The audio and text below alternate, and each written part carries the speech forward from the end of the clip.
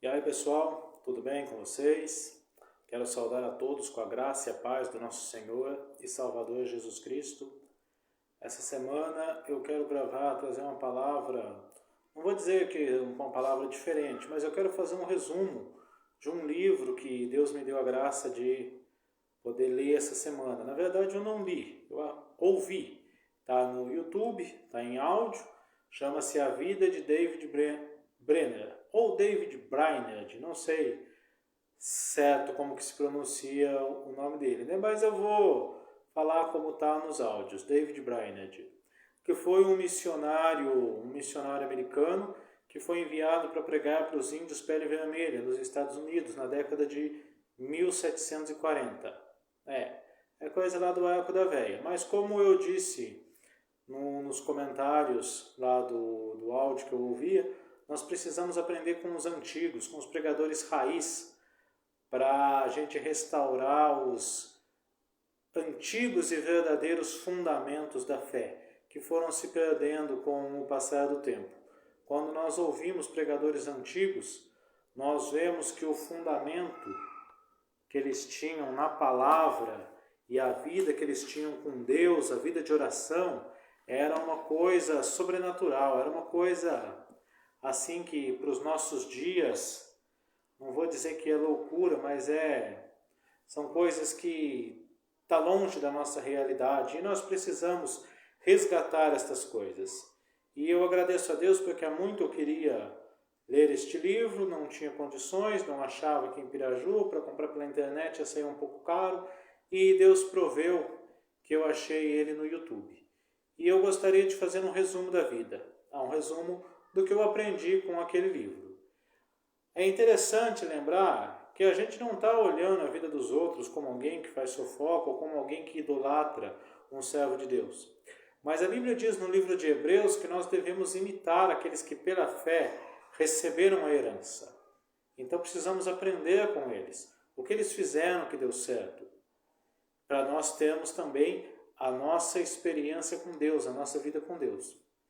A primeira vez que eu ouvi falar desse missionário, no passado, eu ouvi falar das façanhas, que olha, ele orou a noite toda e pregou para os índios e caiu um arrependimento naqueles índios, as pessoas choravam e se convertiam como se fosse uma coisa miraculosa. O homem chegou lá e pregou, todo mundo se arrependeu e se converteu na hora. Não foi assim que a coisa aconteceu. Ele levou anos em oração, em jejum, pregando. Chegava um momento em que os índios iam fazer os seus rituais de idolatria, lá de feitiçaria, ou mesmo as suas batalhas tribais, porque, como ele diz no livro, o homicídio era algo muito comum entre os índios, o divórcio e o adultério também, as feitiçarias, e ele ali no meio deles, pregando a palavra dia após dia, com muita oração, com muito jejum, até que ele colheu os frutos, até que depois de um tempo Deus respondeu às orações dele. E quando ele pregava, começou a cair profundo arrependimento nos índios, que começaram a se arrepender de seus pecados e começaram a ser salvos. Mas isso foi um trabalho de anos, de oração, jejum e palavra. Não foi uma coisa miraculosa, que um cidadão chega do nada, pregando no meio de um monte de índio e as pessoas idólatras se convertem ali na hora. Não foi assim, foi muito trabalho, foi muita mão de obra, muita dedicação, uma igreja por trás também provavelmente intercedendo e contribuindo, e foi uma obra de Deus fantástica, que no pouco tempo que ele viveu no ministério, escreveu o seu diário e morreu cedo, com 29 anos, mas até hoje a mensagem que ele deixou escrita ainda fala e toca muitas pessoas. Eu atrevo a me dizer que ele tocou mais vidas depois de morto do que enquanto estava vivo, até pelos missionários que ouviram, que ao ler o seu diário foram inspirados e fizeram grandes obras para o reino. Então a primeira coisa que eu aprendi, lendo a vida deste missionário, David Brenner, é o temor de Deus, o temor de Deus. Mas antes de eu falar aqui do que eu aprendi, eu quero ressaltar uma coisa. Eu gosto muito dos missionários. Quando eu falo missionários, não falo aquele que prega de igreja em igreja, que seriam avivalistas, né? Eu falo missionários, aqueles que vão... Por quê? Eu gosto. é digna de ser lembrada, porque eles têm um amor suicida pelo reino de Deus. Muitos sabem que vão ir e que vão perecer, sabem que vão passar necessidade, sabem que correm risco de ser presos, que correm risco de morrer, de serem torturados, mas mesmo assim vão. Tem um amor violento pelo reino de Deus e isso é maravilhoso.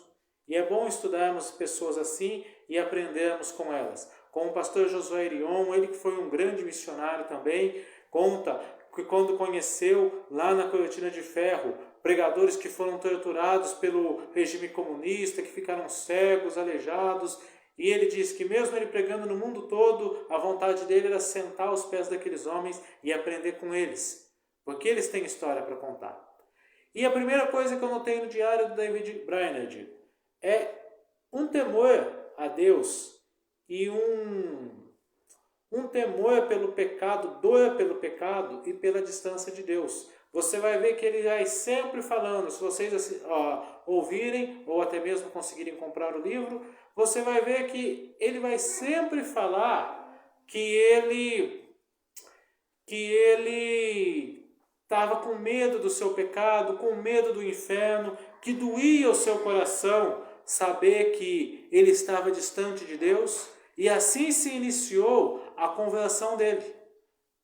Foi assim que Deus começou a tocar em sua vida. E isso acontece igual você vai ver no Novo Testamento. Quando as pessoas se aproximam de Jesus...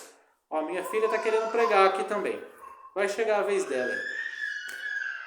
Você vai ver que quando as pessoas se aproximavam de Jesus, elas diziam: Senhor, aparta-se de mim, porque eu sou pecadora. Pedro disse isso. Paulo disse, várias pessoas, quando chegavam perto de Jesus, reconheciam o seu pecado. Muito diferente do que muitos ministros atuais falam, que ou você é igual a Deus, ou sei lá, você é especial. Não, reconheciam o seu pecado. Aquilo que a Bíblia diz: não há justo sobre a terra, não há um que faça o bem. E há um verdadeiro arrependimento. Assim há o verdadeiro arrependimento. Não há um remorso, mas é a tristeza segundo Deus que nos traz o arrependimento, como Paulo diz lá em Coríntios. Uma outra coisa que me chama a atenção, e essa eu bato nessa tecla meio que direto aqui: ler a palavra constantemente. Ele vai falar que no início da sua conversão, ele chegou a ler a Bíblia 2 vezes por ano. É tremendo a gente ver isso daí, não é? Uma pessoa que lê a Bíblia 2 vezes por ano. Se você lê 3 capítulos da Bíblia por dia, você vai ler a Bíblia 1 vez por ano. E é interessante notar que a maioria dos cristãos parecem não se importar muito com ler a Bíblia, com ler a palavra. E por isso o grau do cristianismo hoje, o cristianismo hoje é meio decadente. Tem muitas igrejas evangélicas e católicas também, enfim, cristãos, mas com muito pouco impacto na sociedade, porque a maioria dos cristãos sequer conhecem os mandamentos de Deus. E é algo de extrema importância nós resgatarmos este amor pela palavra, para lermos, para conhecermos, para nos relacionarmos com a palavra. Existe um versículo que foi muito mal interpretado na igreja antigamente, que falava: a letra mata. Beleza, a letra ela mata quando você aprende apenas no seu intelecto, mas quando você deixa essa palavra entrar no seu interior, essa palavra ela vai criar vida. Quando você deixa Deus ministrar ao teu coração, à tua mente, ao teu espírito, através da palavra, ela vai criar vida. E ela precisa criar cultura em nossa vida. É muito difícil a igreja do Senhor hoje, porque não há uma cultura da palavra de Deus no meio do povo. Existem muitas igrejas, existem muita gente falando de Deus, mas pouca gente trazendo o fundamento de Deus, o fundamento da eternidade, do céu, do inferno, porque poucas pessoas conhecem. Então, ler a palavra de Deus. Uma outra coisa que me chama a atenção: horas de oração. Ele vai falar em seu diário: olha, eu tirei o dia hoje para orar e jejuar e passei o dia todo orando. Ou outra parte: orei a noite toda antes de pregar. Enquanto os índios faziam ritual de feitiçaria, ele estava lá orando a noite toda. Alguns dizem até que um dos motivos dele ficar doente foi justamente essa exposição ao frio, por ficar deitado no chão, prostrado, orando. Então, horas de oração. que é a outra coisa que precisa ser resgatada na igreja. Há algum tempo atrás passou uma senhora lá da igreja do Davi Miranda, da igreja Deus é Amor, falando que orava 7 horas por dia, enquanto o neto do Davi Miranda dizia que orava apenas uma hora. E muita gente compartilhou o vídeo e desmerecendo o rapaz que ora só 1 hora por dia. Só que eu te pergunto, será que essas pessoas que compartilharam este vídeo, que comentaram, que desmereceram este rapaz por orar 1 hora por dia apenas, será que essas pessoas oram mais do que isso? Será que oram mais do que 1 hora por dia? Jesus chega lá nos discípulos e dizem assim, vocês não podem vigiar comigo pelo menos 1 hora? 1 hora, o mínimo de oração, o mínimo de tempo que temos que ter diante de Deus. E muitas vezes somos falhos nisso. Como igreja, perdemos essa cultura de oração, de orar 1 hora, 2 horas, de orar todos os dias. Você chamava, no começo da minha conversão, falava de ir ao monte, nossa, meu Deus do céu, era aquela multidão de gente. Aqui tinha um senhor aqui, já partiu para a eternidade, que ele tinha um caminhão, ele parava na porta da igreja, lotava de gente lá no caminhão, íamos para o monte orar até de madrugada. Eu, quando era garoto, na minha igreja tinha oração até 3 horas da manhã, às vezes eu e um colega meu orávamos até as 3 da manhã no sábado, e depois íamos amanhecer em outra igreja orando, era cultura. Hoje tem se perdido essa cultura, tem se perdido este amor para a oração. E perdendo o tempo de oração, você perde a comunhão com Deus, porque quando você ora, você se relaciona com Deus. Agora, não orando, não há relacionamento, a terra do nosso interior não é regada pelo Espírito Santo e, consequentemente, nossos corações vão ficando duros, embrutecido, aí não tem palavra, ou mesmo quando tem palavra, fica apenas na mente, a letra que mata, não tem o Espírito para vivificar. Eu ouvi uma pregação hoje, até compartilhei no Facebook, aí vocês que me seguem, que tem eu no Facebook, aí pode olhar, eu compartilhei uma hoje falando a respeito da unção. E o pregador lá, ele diz, a respeito da oração, que quando você prega, existe um espaço para o orgulho, para a arrogância, quando você prega, quando você faz um estudo bíblico, quando você faz uma visita, quando você ministra alguém, mas no seu quarto de oração, lá onde Jesus diz, tranca a porta ao teu pai, você fala em segredo, lá não tem espaço para nada, é você e o mestre, você está descoberto diante dele, lá não tem espaço para vaidade, não tem espaço para o orgulho, não tem espaço para nada, porque é só você e o Senhor. Então, horas de oração, para quê? Para ter comunhão com Deus, e futuramente os resultados virão, daqui a pouco eu vou falar a respeito dos resultados da oração. Mas mesmo que não haja resultados, só a comunhão com Deus vale. É interessante notar que muitas vezes no diário dele ele fala isso, que ele não se importava com as outras coisas, se ele pudesse estar o tempo todo na presença de Deus. Orava mais do que vivia, como dizem alguns. Sentir as fraquezas e dependência de Deus. Aí entra no que eu falei lá do começo, não é? Que quando a primeira vez que eu ouvi falar dele, ouvi falar com aquele grande homem de Deus que chegou no meio dos pagãos e pregou e as pessoas se converteram. Não foi nada disso. Era uma pessoa que reconhecia a sua fragilidade, a sua debilidade, a sua inutilidade e vivia ali na dependência de Deus. É aí que está o grande X da questão, que muitas vezes falta em nós, ministros de Deus, porque às vezes queremos pregar, queremos ganhar as pessoas, fazer a obra de Deus com o nosso próprio braço, com a nossa própria força. E muitas vezes esse desejo vem mascarado, vem na verdade o orgulho mascarado, arrogância, o orgulho espiritual. Mas quando nós temos a verdadeira comunhão com Deus, que reconhecemos a nossa fraqueza, a nossa fragilidade, que temos uma vida de renúncia ali diante do Senhor, aí o Senhor pode fluir através de nós, porque a nossa carne está morta, está mortificada diante de Deus. Eu sempre fui levado a pensar que você vai orar, você vai jejuar muito e vai ter muito poder de Deus fluindo em você e tocando pessoas, e operando milagres e fazendo coisas extraordinárias. Mas com o tempo eu descobri que isso é uma mentira, é um engano. Não é nada disso. Você vai se quebrantar diante do Senhor. Você vai viver uma vida de renúncia. O Senhor vai matar a sua carne, vai matar seu eu, vai matar o seu ego. E conforme isso acontece, conforme você morre, Ele vai fluindo através de você. Não é você se exaltando, é você se humilhando. Que foi a maneira que o Mestre fez. Como que Jesus salvou o mundo? Satanás se engrandeceu e quis ser maior do que Deus. Disse, eu vou subir acima das nuvens e vou formar meu trono acima do Criador e blá, blá, blá, blá, blá, blá, e não fez nada disso.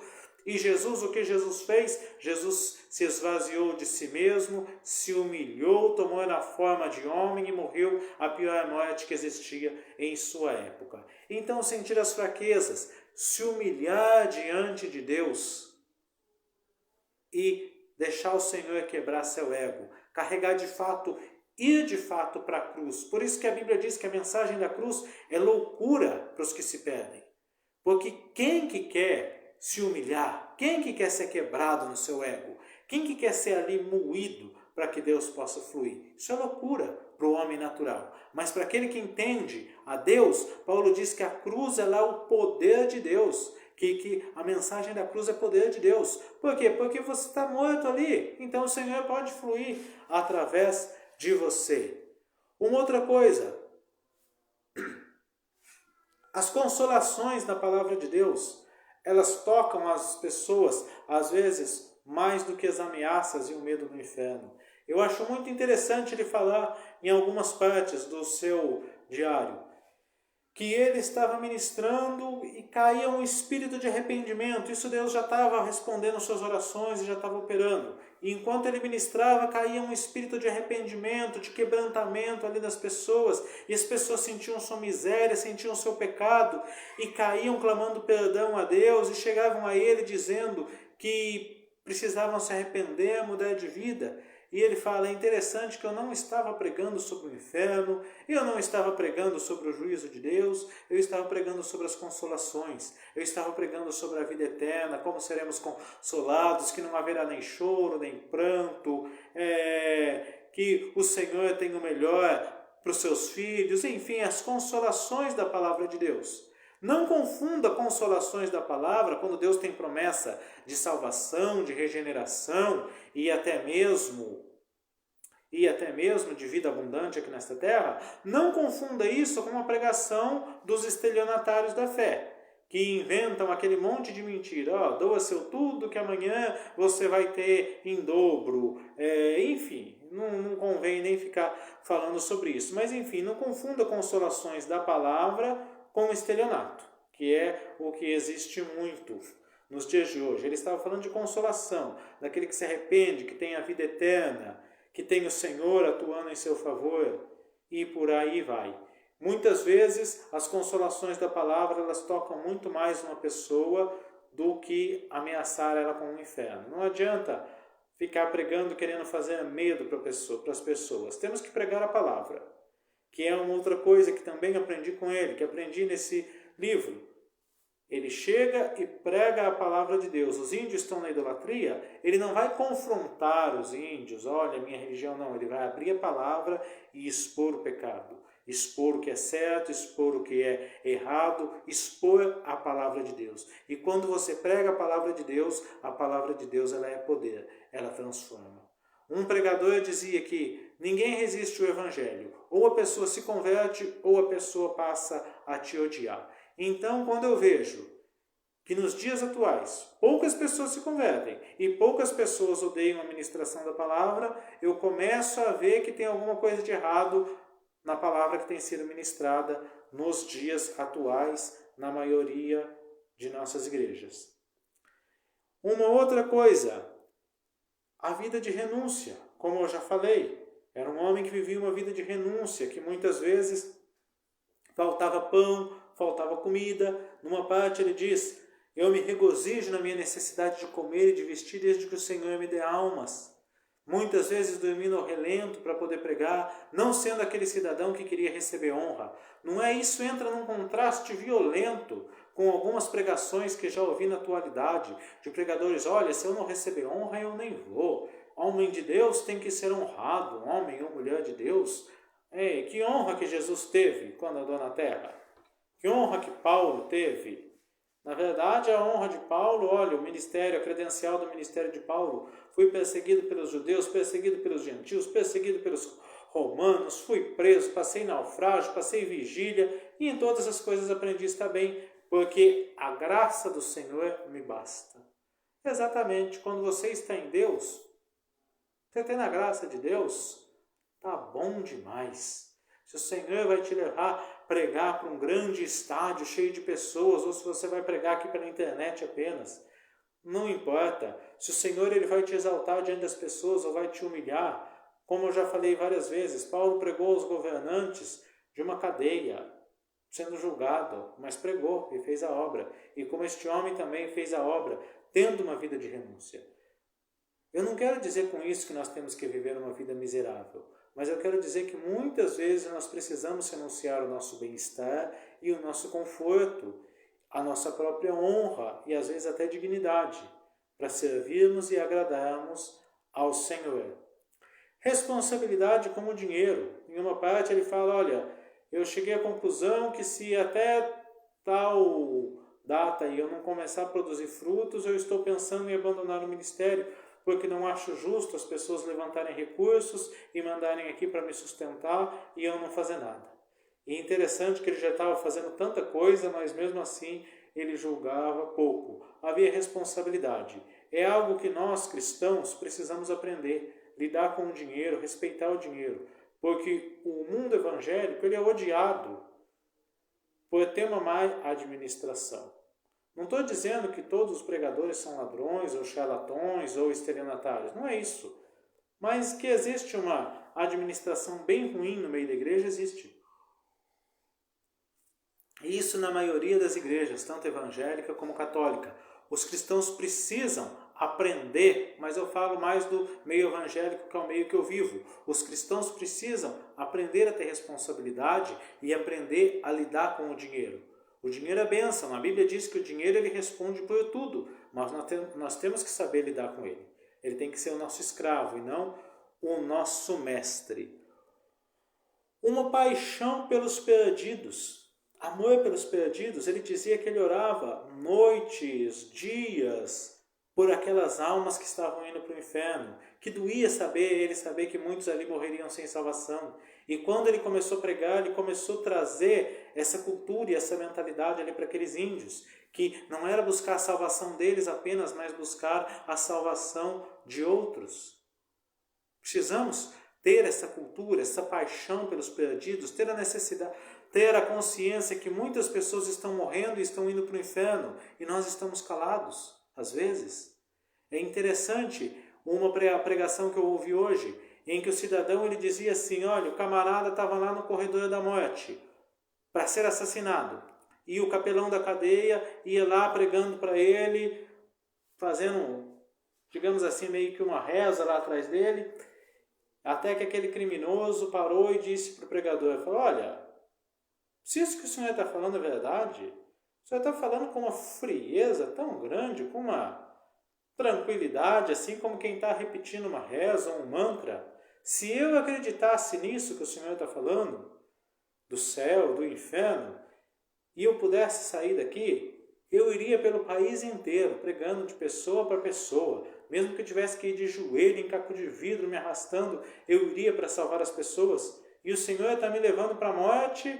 O Senhor acredita que eu vou para o inferno se eu não me converter, mas está pregando assim com uma... Como que eu vou dizer assim? Com uma pouca vontade. E essa é uma realidade que nossa cultura aqui, perdeu a noção da eternidade. Perdeu a noção do céu e do inferno. E nessa brincadeira esquecemos de pregar, deixamos de orar pelos perdidos. Ao contrário deste homem aí do livro, David Brainerd, que passava noites em oração pelos perdidos, passava dias em jejum e oração, que ia muitas vezes correndo risco de morte, como de fato até morreu, pegou uma doença, mas correndo risco de ser assassinado, porque os índios eram violentos, a cultura deles era uma cultura violenta.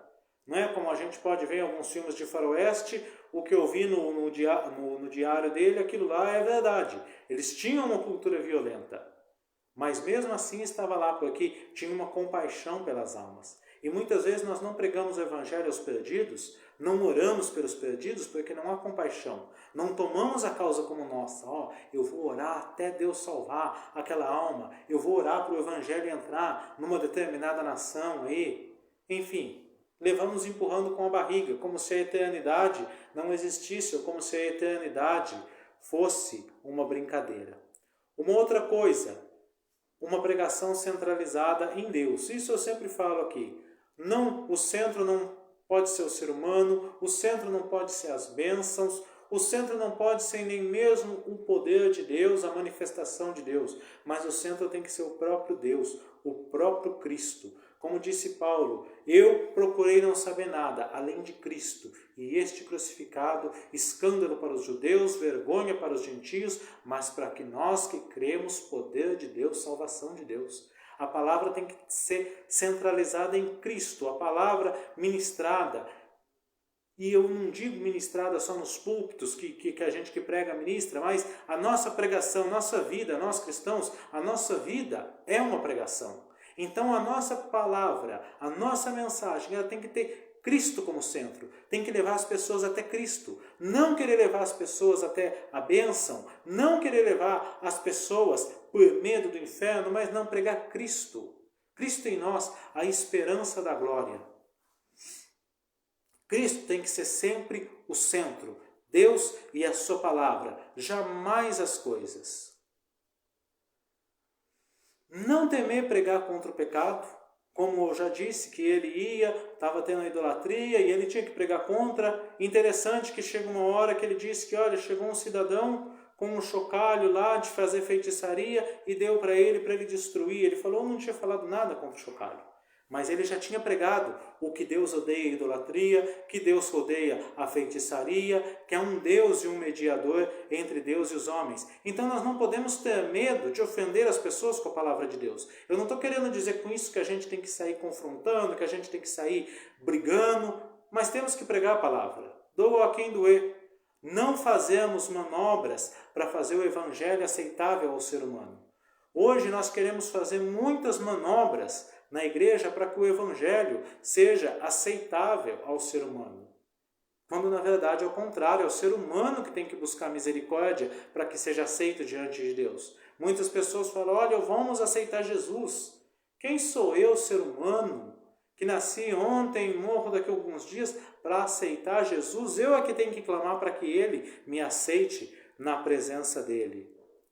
Fazer a obra de Deus, mesmo com medo e com privações. Ele fala muitas vezes do medo que passava, porque se perde na floresta, medo de animais selvagens, medo, às vezes, dos próprios índios e das batalhas tribais, feiticeiros, muitas coisas.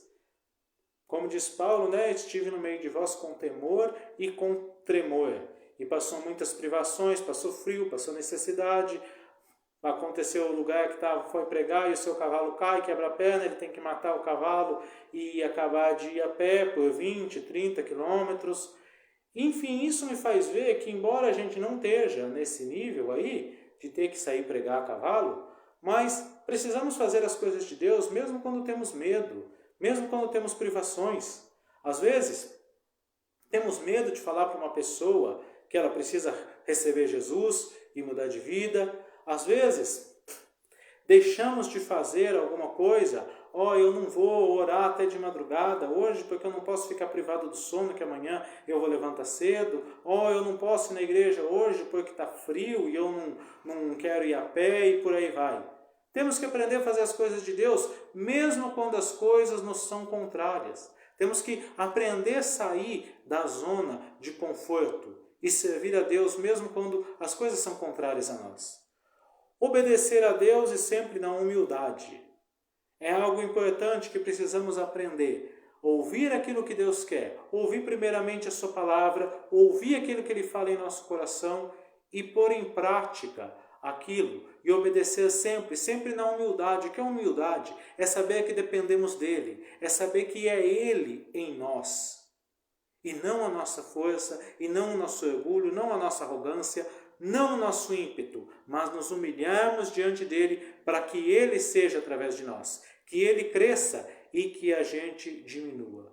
E por fim, quando faz tudo isso, os resultados virão. Ele vai contar que ele orou por anos ou um ano inteiro sem muito resultado, pregou sem muito resultado, até que chegou um momento em que Deus começou a quebrantar os corações daqueles índios, começou pelo seu intérprete, começou depois a esposa dele, depois um índio lá que tinha matado um jovem, e enfim, foi chegando até alguns brancos, digamos assim, né, que era a linguagem que eles usavam para distinguir índios e americanos, porque eram várias, assim como tinha várias tribos indígenas, tinha também vários tipos de homens brancos, digamos assim, tinha holandeses, escoceses, ingleses, enfim. Mas as pessoas começaram a ser tocadas pela sua pregação, pela sua mensagem, e quando ele saiu, já doente, ele pôde deixar já algumas pessoas salvas.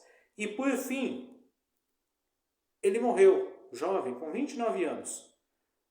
E logo depois o seu sogro escreveu, pegou o seu diário, não sei bem se era seu sogro, ou se ele apenas gostava, ele e a filha do Jonathan Edwards, apenas se gostavam ou se eram noivos, alguns dizem que se gostavam, outros dizem que eram noivos, enfim, ele já estava morrendo mesmo, não ia dar para casar, né? Nem adiantava ficar noivo. Mas enfim, Jonathan Edwards escreveu, pegou o seu diário e fez dele um livro. E esse diário tocou a vida de alguns missionários que levaram a palavra de Deus pelo mundo afora e que fizeram uma obra poderosa. E toca a vida de muitas pessoas ainda hoje, como tocou a minha essa semana, como talvez, através dessa pregação que eu estou fazendo, toque alguém aí também, não sei quantas pessoas vão assistir o vídeo.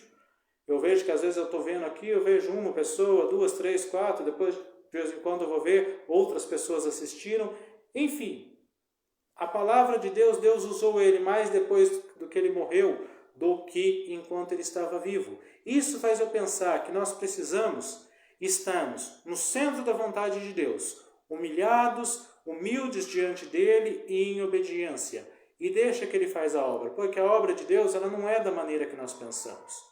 Como eu falei sobre Paulo agora de pouco, que pregou para os governantes e na prisão. Toda a guarda pretoriana ouviu a pregação dele, no tempo que ele estava preso. Foi a maneira que Deus fez. David Brainerd, quando ele morreu, o seu diário foi lançado e tocou muitas vidas. Então, Deus enxerga de uma maneira diferente da nossa. A Bíblia diz que os pensamentos de Deus são mais altos do que o nosso. Amém? Se essa palavra tocou em você, compartilhe para que toque em outras pessoas. Se inscreva aí no meu canal no YouTube, Cristiano Rodrigues. Ore por a gente. E, enfim, agradeço pela sua atenção aí. E fique com Deus e até o próximo vídeo.